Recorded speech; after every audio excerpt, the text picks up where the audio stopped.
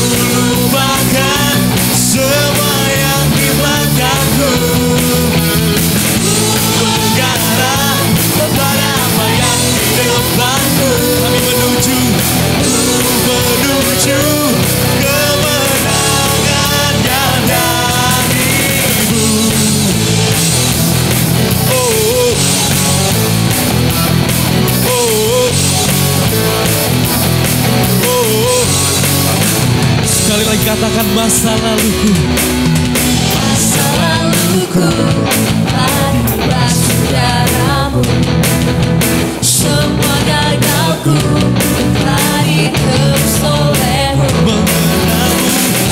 Mengenalmu itu berbeda segalanya. Kau dalammu itu kebanggaanku. Sama-sama berlari menuju harapan di depanku. Ku lupakan semua yang di belakangku. Ku mengarah kepada apa yang di depanku. Ku menuju kemenangan yang darimu.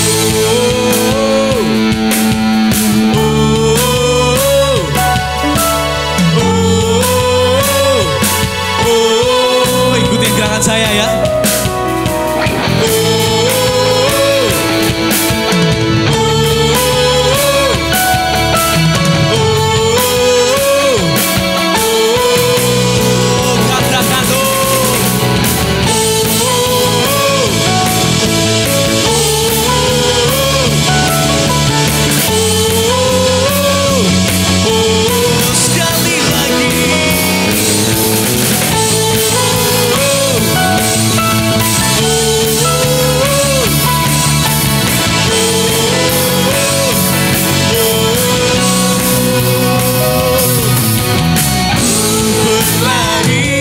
Menuju harapan di depanku. Ku lupakan semua yang di belakangku. Kami mengarah Tuhan. Ku mengarah kepada apa yang di depanku. Ku menuju kemenangan yang darimu. Lari menuju harapan di depanku. Lupakan semua yang di belakangku. Bergerak kepada apa yang di depanku. Menuju kemenangan yang darimu.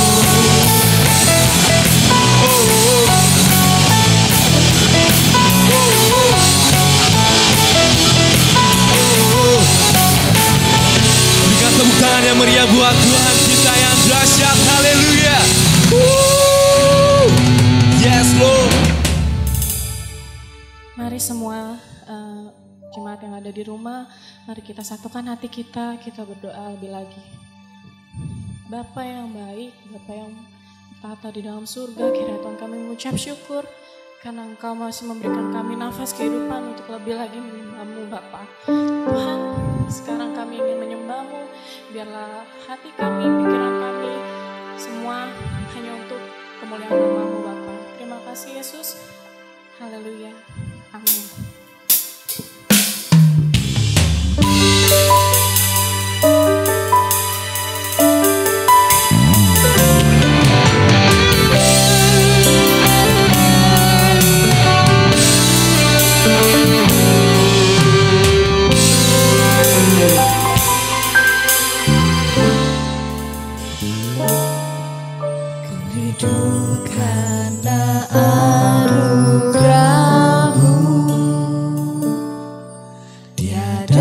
Satu pun dapat ku banggakan, semua karena cintamu. Ini hidupku, pimpin jalanku. Kasih-Mu mengubah hidupku. Memilihku, selamatkan hidupku, semua karena cintamu. Ini hidupku, pimpin jalanku. Yesus pegang erat tanganku, ku tak dapat hidup di luar kasih-Mu. Bapa, jangan tinggalkan aku, Engkau alasan selama ku hidup.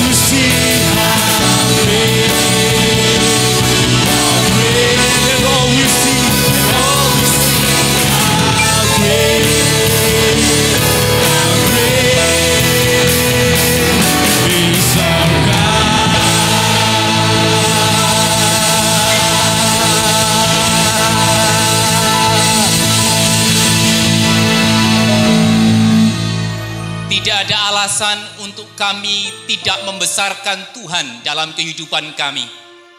Karena Engkaulah Tuhan yang besar, Tuhan yang Immanuel, yang menjadi alasan untuk kami tetap hidup sampai saat ini.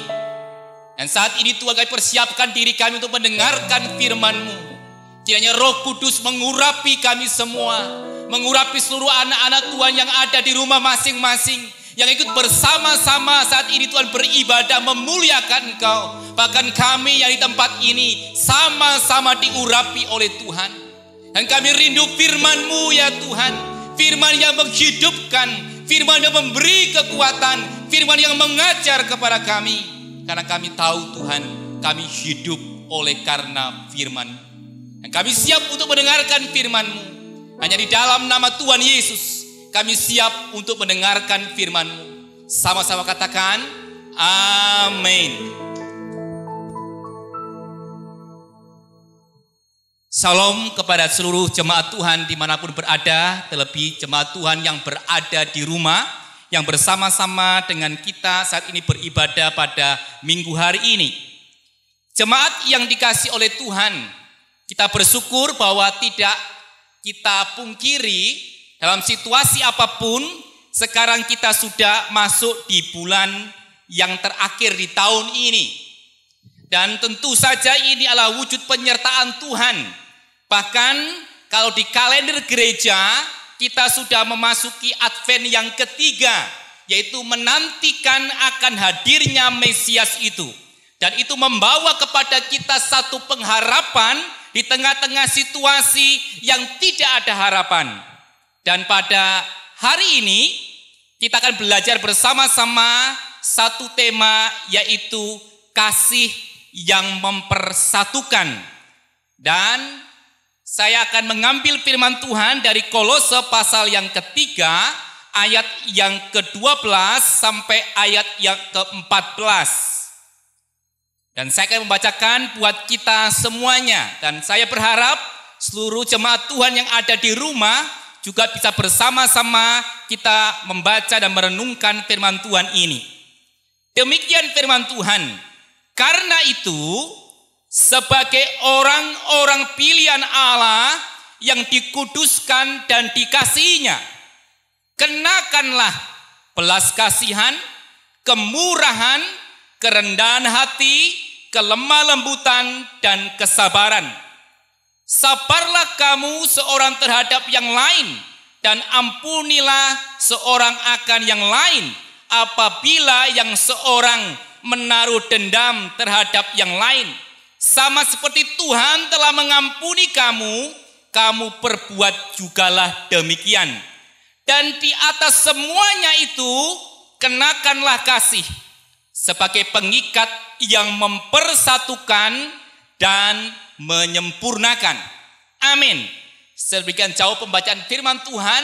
Yang diberkati adalah kita yang menjadi pelaku-pelaku firman Tuhan.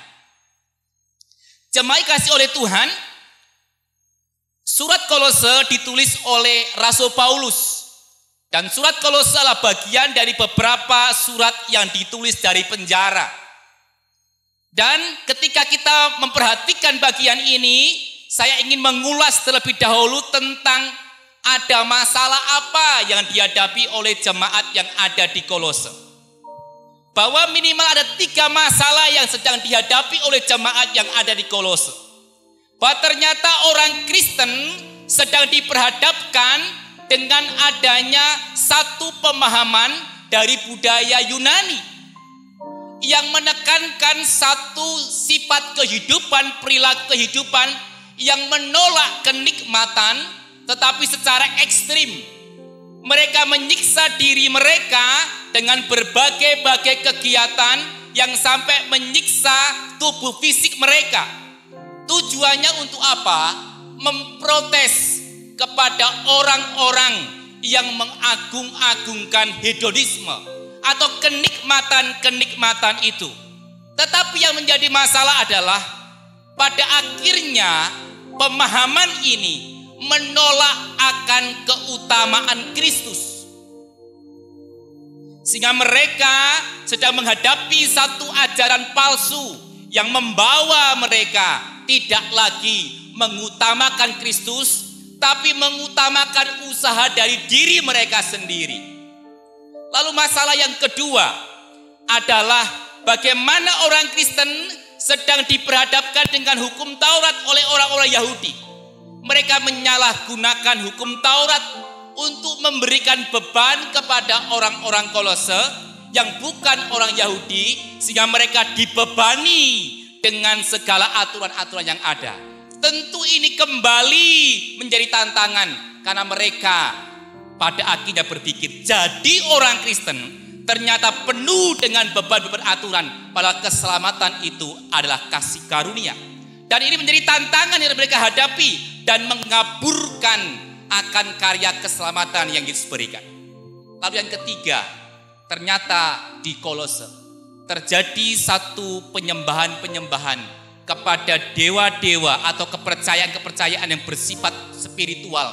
Mereka menyembah kepada malaikat, mereka menyembah para pemerintah, penguasa-penguasa yang rohani, dan juga roh-roh dunia ini, yaitu Allah-Allah palsu yang membuat mereka menyembah sesuatu yang tidak boleh disembah kecuali Allah saja. Jemaat yang dikasihi oleh Tuhan, dengan kondisi ini menghasilkan apa? Ternyata ada perpecahan dan perselisihan. Ternyata ada sikap marah, ada sikap geram, kejahatan, fitnah, dan kata-kata kotor yang keluar dari mulut beberapa orang yang ada di dalam jemaat. Itu dikatakan dalam Kolose pasal 3 ayat 8 sampai 9. Lalu ternyata ayat yang kita baca Kolose 3 ayat 13 mengatakan bahwa ternyata ada seseorang yang menaruh dendam terhadap satu dengan yang lainnya. Ini berbicara ternyata dalam kondisi yang adanya banyak ajaran membuat mereka tidak memiliki pemahaman yang benar, sehingga ada kesalahan-kesalahan yang terjadi, dan kesalahan itu menjadikan mereka hidup dalam perselisihan dan perpecahan. Kembali kepada tema kita, bagaimana tentang unifying love, tentang bagaimana kasih yang mempersatukan itu. Paulus mulai dari ayat yang ke-12 memberikan satu pemahaman ajaran tentang apa? Yang pertama, tentang identitas baru yang dimiliki oleh jemaat yang ada di Kolose. Dikatakan begini di dalam ayat 12. Karena itu, sebagai orang-orang pilihan Allah yang dikuduskan dan yang dikasihinya. Ada 3 hal yang Paulus ingin sampaikan ketika ia menulis surat kepada orang-orang di Kolose, pada jemaat di Kolose di sana. Ketika mereka sedang diperhadapkan ada perpecahan, ada perselisihan, dan adanya satu kejadian menyimpan kesalahan satu dengan yang lainnya, sehingga terjadi satu perselisihan juga. Bahkan ada orang Yahudi, ada orang Yunani, ada orang Skit, ada orang barbar, ada orang bersunat tidak bersunat, sehingga terjadi banyak kelompok-kelompok perpecahan dalam keluarga Kristen jemaat di Kolose pada zaman itu. Tapi Paulus kembali menegaskan bahwa jikalau engkau adalah manusia baru, maka engkau sekarang telah memiliki satu identitas baru, yaitu apa? Jemaat di Kolose adalah jemaat orang-orang yang dipilih oleh Tuhan. Yang kedua, jemaat di Kolose adalah orang-orang yang dikuduskan oleh Tuhan. Dan yang ketiga, jemaat di Kolose adalah orang-orang yang dikasihi oleh Tuhan. Jemaat yang dikasihi oleh Kristus. Ketika engkau berada dalam situasi yang tidak menentu, ketika kasih di dalam rumah tangga, kasih di dalam dunia pekerjaan, karena persaingan dengan kondisi sulit seperti ini, mungkin saja juga ada sesuatu yang terjadi dalam pelayanan kita di gereja atau dimanapun engkau berada. Saya mau tekankan pada firman Tuhan ini, jemaat kasih oleh Tuhan, bahwa ketika kita menjadi orang percaya, ada identitas yang sama yang Tuhan berikan. Mungkin engkau sebagai suami, sebagai istri, sebagai anak, sebagai bos, sebagai karyawan, dan sebagai apapun juga, ada identitas baru yang dimiliki oleh setiap orang percaya. Kita semuanya adalah sama-sama orang yang dipilih oleh Tuhan. Kita semuanya adalah orang-orang yang dikuduskan oleh Tuhan. Kita semuanya adalah orang-orang yang telah dikasihi oleh Tuhan. Sehingga perbedaan-perbedaan yang ada, status-status yang ada, kondisi-kondisi yang ada, harusnya kita sekarang bisa menyamakan. Karena kita di hadapan Tuhan adalah sama. Di hadapan Tuhan Yesus, di hadapan Allah, kita semua sama. Sebab itu Paulus begitu menekankan bagaimana ketika terjadi perpecahan-perpecahan itu. Dia menekankan yang pertama adalah adanya identitas baru ini. Suamimu, istrimu, anakmu, bos, ataupun juga karyawanmu, stafmu, semua yang ada saat ini, kita semua adalah orang-orang yang dipilih, yang telah dikuduskan, yang telah dikasih. Itu bukan karena kita, karena Kristuslah yang mengasihi kita. Karena Dia ingin kita hidup di dalam Kristus. Terkait dengan tema kita, yaitu kasih yang mempersatukan ini, ternyata ini berbicara tentang satu moralitas baru yang harus melekat kepada setiap orang percaya yang telah dinyatakan oleh Paulus memiliki identitas baru itu. Jadi kita akan masuk kepada bagian yang kedua, bahwa kasih yang mempersatukan, yang mengikat itu adalah bagian dari moralitas baru yang harus dinyatakan dalam setiap hidup kita sebagai orang percaya. Pada ayat yang ke-12b sampai ayat ke-14 ada beberapa hal yang penting.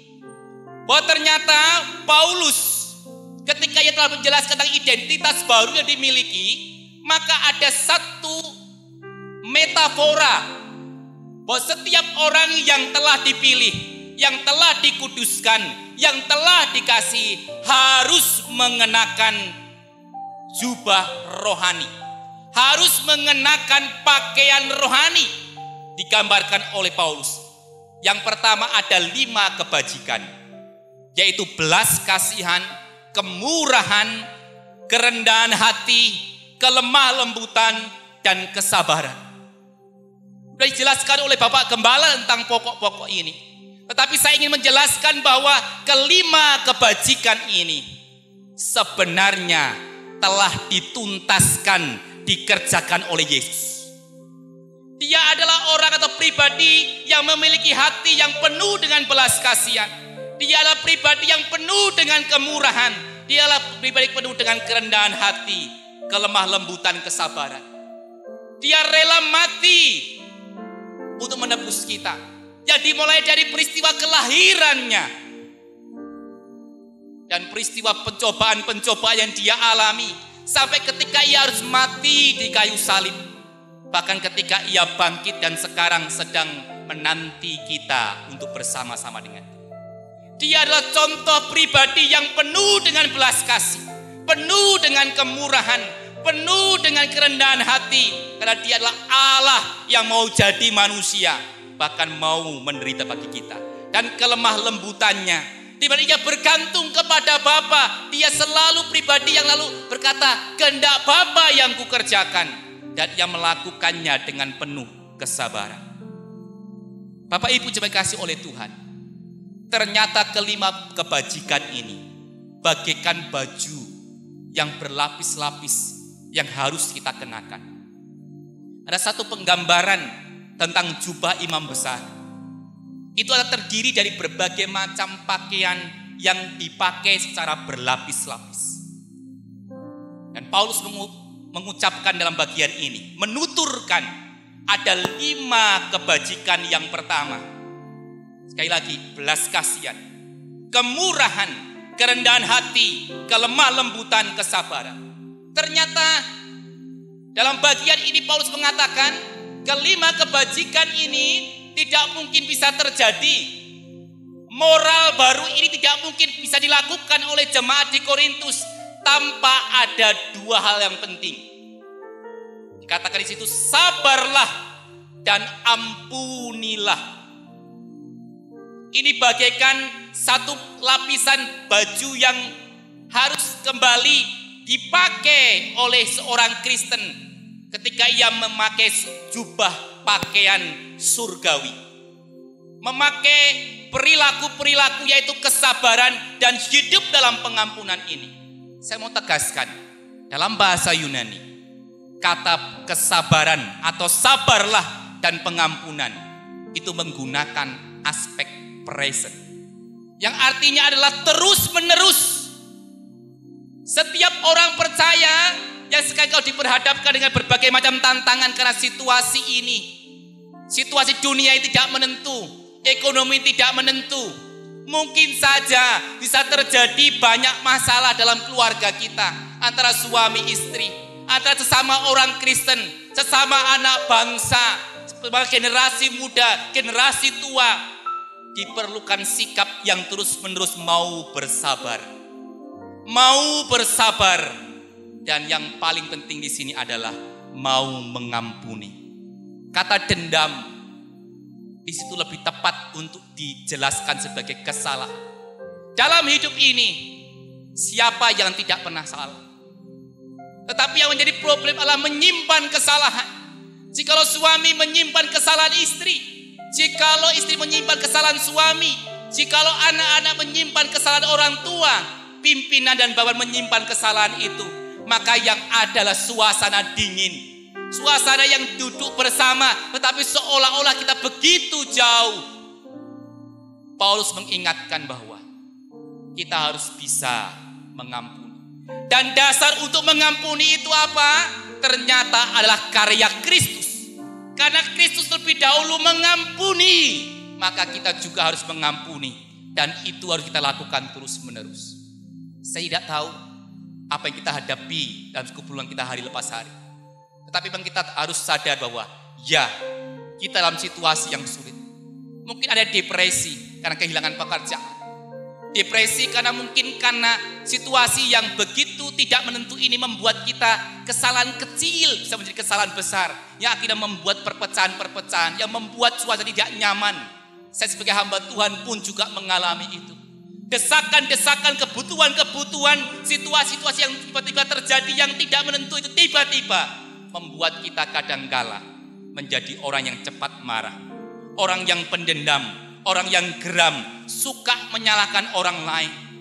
Tetapi sebagai umat Tuhan yang dalam identitas baru, mari kita mengenakan moralitas baru itu.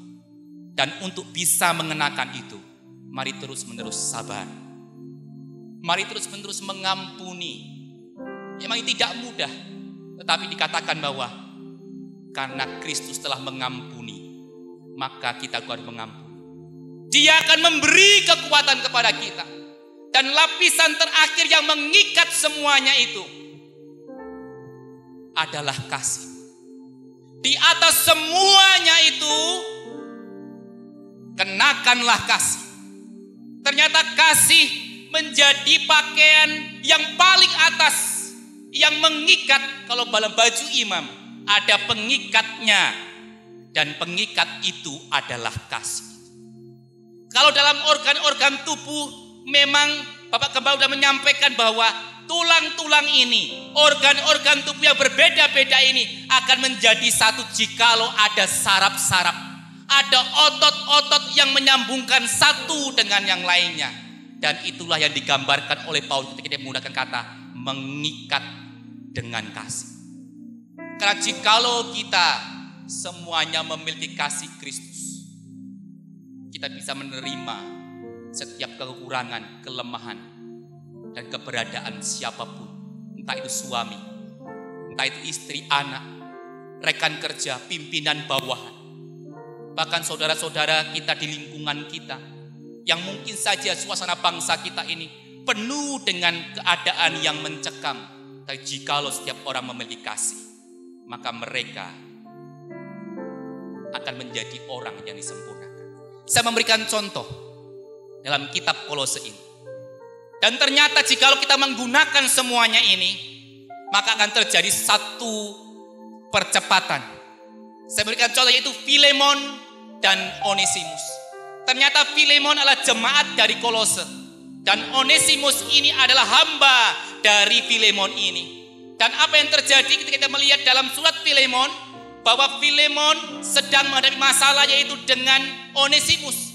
Seorang budak, seorang hamba yang dipercaya tapi berbuat jahat ketika dia melarikan diri. Nah, ketika dia melarikan diri, dia berjumpa dengan Paulus. Ketika dia menjadi orang percaya, maka Paulus mengirim kembali Onesimus bertemu dengan Filemon. Dan untuk hal ini tidak mudah. Karena hukum Romawi, ketika seorang hamba melarikan diri, maka harus dihukum. Tetapi karena ada moralitas baru, identitas baru, sesuatu inovasi terjadi, satu percepatan terjadi, hubungan Tuhan dan hamba itu ditutup dengan hubungan saudara di dalam Kristus. Terjadi satu terobosan, satu perdamaian, yaitu hubungan yang sudah permanen akhirnya dihapus. Hubungan itu diperbaiki, diikat menjadi saudara seiman di dalam Kristus. Sehingga Filemon menerima Onesimus. Apa yang terjadi ketika diterima oleh Filemon? Ternyata Onesimus menjadi seorang uskup besar di Efesus. Bahkan dia menjadi seseorang yang dipercaya dalam tradisi iman, mengumpulkan surat-surat Paulus dan menjaganya dan menyebarkan. Seorang budak, seorang hamba, ketika ia memiliki identitas baru, seorang tuan identitas baru, berjumpa di dalam kasih, maka terjadi terobosan-terobosan dalam hidup mereka. Seseorang yang tidak berdaya, seseorang yang tidak berarti, kembali diangkat oleh Tuhan. Karena apa? Karena kasih yang mempersatukan itu. Filemon menopang Onesimus. Dan akhirnya Filemon juga menjadi sahabat Paulus untuk menjadi mengabarkan pemberitaan Injil. Saat ini saya mengatakan bagian terakhir. Sebagai tubuh Kristus yang berbeda-beda itu, saya mau katakan ada identitas baru. Dan identitas ini identitas begitu sangat mulia, yang menghapuskan semua strata, yang menjadikan kita sama di hadapan Tuhan. Tapi semuanya ini akan menjadi sia-sia jika kita tidak memiliki moralitas baru itu. Ada 7 moralitas yang semuanya harus diikat di dalam kasih. Di atas semuanya itu kenakanlah kasih. Dan kiranya kasih itu kasih yang mempersatukan. Amin. Mari kita berdoa. Bapa di surga, terima kasih untuk firman-Mu. Terima kasih, kami bersyukur kepadamu ya Tuhan. Saat ini hamba berdoa untuk kami semua dimanapun berada. Kiranya identitas baru dan moralitas baru menjadi milik kami. Sehingga percepatan, sehingga inovasi-inovasi terjadi dalam hidup kami ya Tuhan. Kami bersyukur kepadamu. Kami berterima kasih kepadamu. Berkatilah kami semua. Demi nama Yesus kami berdoa. Haleluya, haleluya, haleluya. Amin.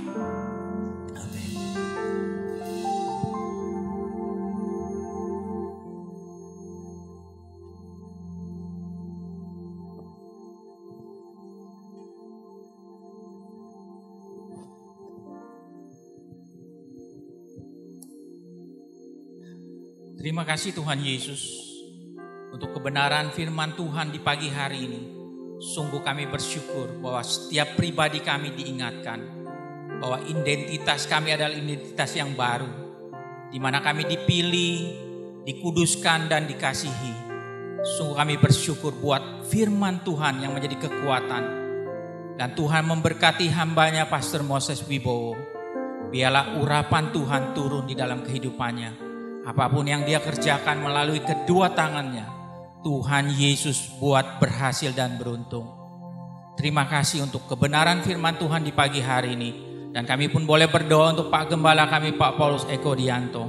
Biarlah anugerah Tuhan, identitas yang baru, yang sesuai rancangan Tuhan terjadi di dalam kehidupannya. Sehingga gereja ini dibawa menjadi gereja yang takut akan Tuhan Yesus Kristus. Berjalan di dalam kebenaran firman Tuhan. Sehingga kami boleh melihat iman yang diberikan oleh Tuhan kepada hambanya menjadi satu rema di dalam setiap pribadi anak-anak Tuhan di pagi hari ini. Kami percaya kuasa Tuhan, mujizat Tuhan, urapan Tuhan turun atas Pak Gembala kami Pak Paulus Eko Dianto. Biarlah kesehatan, kekuatan yang selalu baru melindunginya yang daripada Allah Roh Kudus. Terima kasih Tuhan Yesus. Dan kami pun boleh berdoa untuk gereja satelit IHK Bandung, Bogor, dan kota. Kami percaya identitas yang sama yang Tuhan berikan. Dan kami percaya identitas itu menjadi satu kekuatan, menjadi satu rema di mana kami boleh melangkah di tahun yang baru bersama dengan Tuhan Yesus Kristus. Kami akan melihat inovasi yang baru yang Tuhan taruh di dalam setiap gembala-gembala satelit. Semuanya akan berhasil dan beruntung. Karena kami percaya, kami berjalan di dalam pimpinan Allah Roh Kudus. Dan kami akan melihat kuasa Tuhan dinyatakan atas setiap gereja satelit. Dan kami pun tidak lupa untuk melepaskan berkat untuk gereja IHK di Palem. Kami percaya identitas yang sama Tuhan sudah berikan buat kami semua anak-anak Tuhan di pagi hari ini. Khususnya setiap jemaat yang menyaksikan, khususnya untuk gereja di Palem pagi hari ini. Terima kasih Tuhan Yesus. Kami percaya identitas yang baru kami pegang, kami taruh di dalam pribadi kami.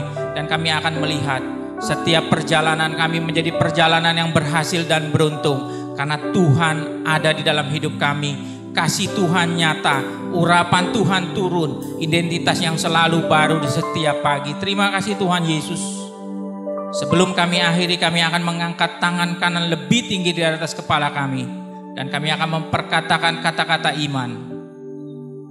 Saya percaya saya ada anak Tuhan yang penuh dengan kemuliaan Tuhan, hidup dalam kekudusan, sukses di dunia, dan masuk surga. Saya percaya saya ada anak Tuhan yang penuh dengan kemuliaan Tuhan, hidup dalam kekudusan, sukses di dunia, dan masuk surga. Saya percaya saya ada anak Tuhan yang penuh dengan kemuliaan Tuhan, hidup dalam kekudusan, sukses di dunia, dan masuk surga.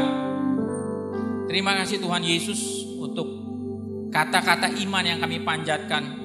Semuanya berdasarkan kebenaran firman Tuhan, dan kami akan mengalami bahwa kami dipilih, dikuduskan, dan dikasihi. Semuanya menjadi bagian di dalam setiap anak-anak Tuhan di pagi hari ini yang percaya hanya kepada Yesus Kristus. Dan sebelum kami akhiri, kami akan menerima doa berkat yang daripada Tuhan Yesus Kristus melalui hambanya. Mari semua jemaat dimanapun Anda berada, kita bangkit berdiri dalam hadirat Tuhan. Kiranya Engkau memberkati aku melimpah-limpah dan mempenuhi daerahku.